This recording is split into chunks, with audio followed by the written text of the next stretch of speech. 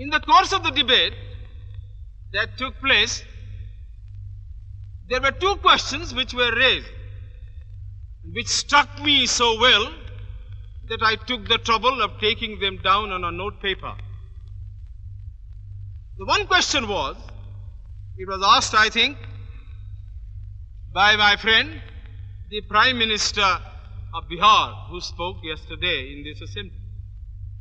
He said, how can this resolution prevent the League from coming into the Constituent Assembly? Today, my friend Dr. Shyam Prasad Mukherjee asked another question. Is this resolution inconsistent with the Cabinet Mission's proposal? Sir, I think they were very important questions. And they I think, ought to be answered. And answered categorically.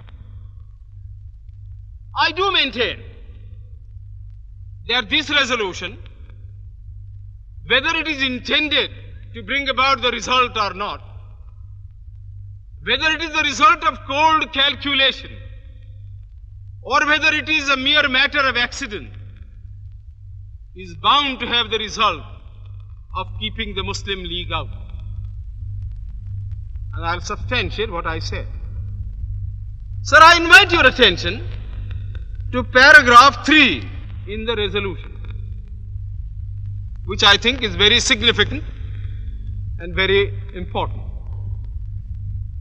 Paragraph 3 envisages the future constitution of India.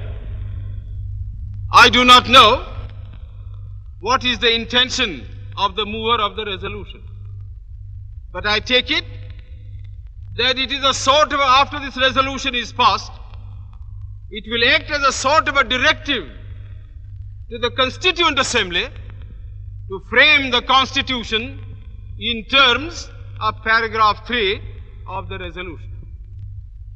What does paragraph 3 speak of?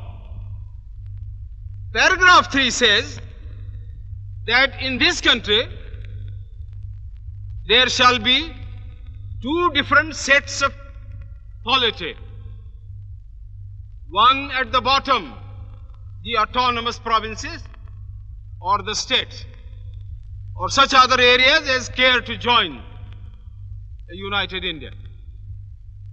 These autonomous units will have full powers. They will have also residuary powers.